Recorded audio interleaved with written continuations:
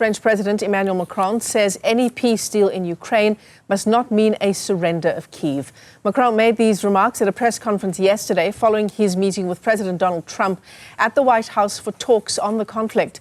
Yesterday marked exactly 3 years since Russia launched a full-scale invasion of Ukraine.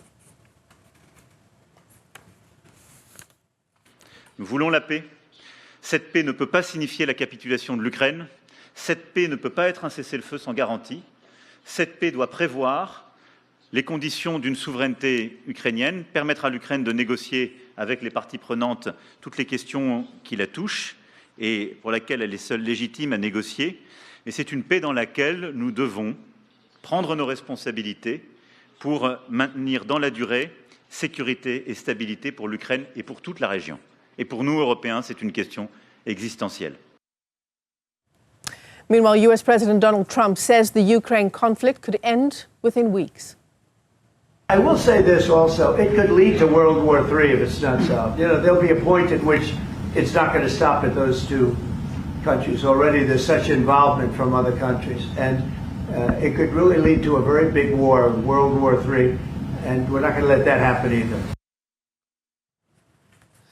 Well, joining us now is Liubov Abravitova, Ukraine's ambassador to South Africa. Ambassador, it's good to talk to you. Thanks for joining us. And I remember you and I having a conversation, you probably don't remember, about 2 years ago. We couldn't believe it was 1 year since Russia's full-scale invasion of Ukraine. Here we are.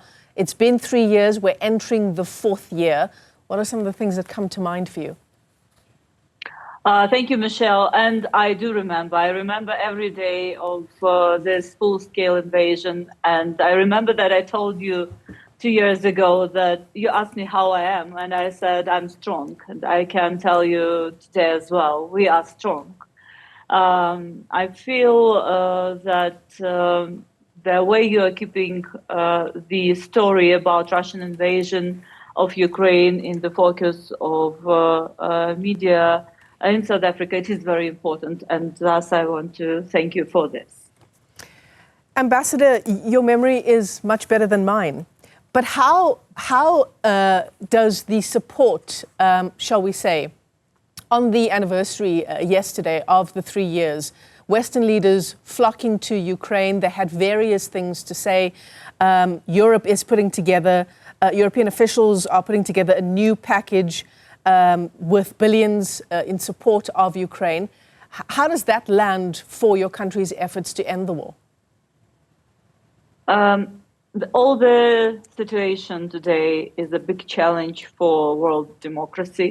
It's a challenge for each country internally and for its international relations. And this probing will show a lot of real values of different countries. We are appreciating all the continued support that we are receiving from our partners, from the United States, from the European countries and European Union as the whole, and of course from other partners of the world. I don't want to miss all of them are very important, big or small. Yeah. Yesterday there was a summit that called together more than 20 world leaders, and the summit was called Support Ukraine. And we heard a lot of important commitments to not allow Russia to overcome Ukraine, not to allow the world to witness that Ukraine, under the pressure, can surrender. Ambassador, the vote by the UN General Assembly yesterday endorsing the cause of Ukraine's effort to assert its sovereignty, it supports the joint European resolution that names Russia the aggressor state. It calls for Russia to remove its troops from Ukraine. I imagine that is, for your country, a pronouncement, a poignant pronouncement as we mark this 3-year anniversary. It is, and the position of each country is important, as I already pronounced. That's what I meant, yesterday's support of Ukraine's resolution by the countries. we have to acknowledge, sorry, was trying to find the word. We have to acknowledge that there were a lot of different initiatives, peace initiatives that came from different parts of the world, and we were not only acknowledging but appreciating them, the core that cannot be changed is the UN Charter, where the main feature is the respect of territorial integrity and sovereignty. And I anticipate your next question will be, but how the effort that we all see Americans are doing today with negotiations with Russia can bring the war to the end. And I want to have a very simple answer. All these years, the only thing that had to be done in order the war to stop, Russians had to withdraw their troops from the territory of Ukraine. And if the American administration, any other negotiators and initiatives are able to convince Russia to stop killing Ukrainian people, the war will be over. If Ukraine will stop protecting itself, it will stop to exist. Existential war for us. Yeah. So you're not concerned about these parallel talks happening, these peace talks brokered by US President Donald Trump. He says the war could end within weeks. He's in conversation with Moscow. Ukraine's not concerned that these parallel conversations are happening without it? Russian aggression is affecting everyone in this world. The food supply chains were destroyed or affected. The crisis in energy and nuclear sectors are becoming of an importance. Russia has been attacking Ukrainian nuclear infrastructure recently.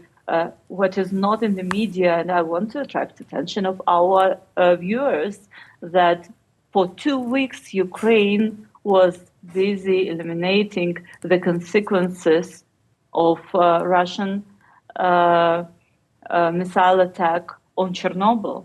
And I'm sure everyone remember the horrors of 1986. We all put our hands together to make this damaged plant secure for the world. Now, yet for 2 weeks, we were fighting against the fires in Chernobyl. So there are a lot of alerts and red flags and red lines that were crossed, and that is why we see all those efforts.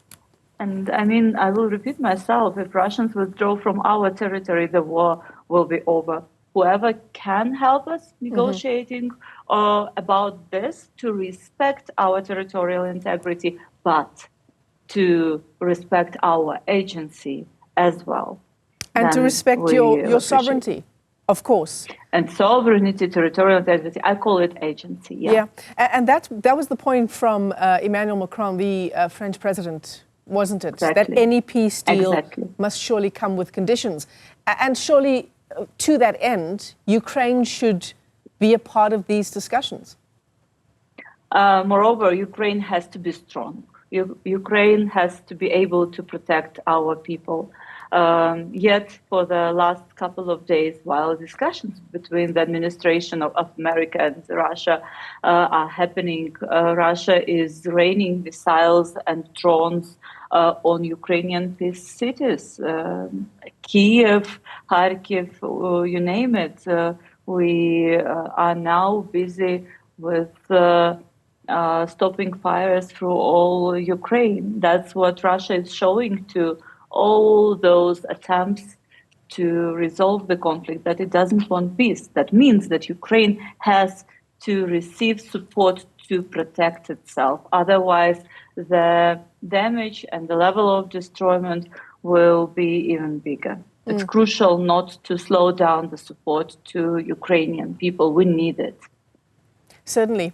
Ambassador, I imagine you go back to your country on a regular basis. You'll tell me whether that's true.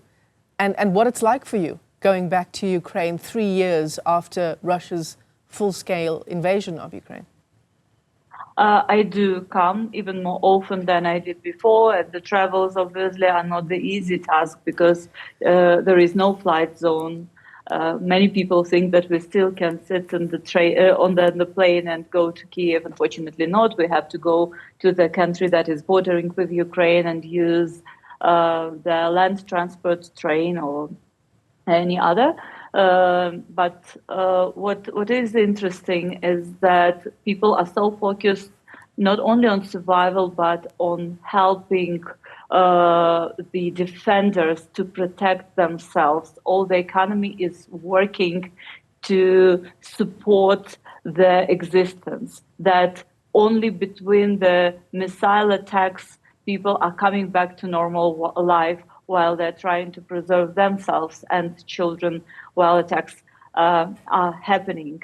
And I'm very proud that as of today, Ukraine was able to organize itself and to establish 30% of our defense sector. We are covering the needs of our defenders on 30% on our own.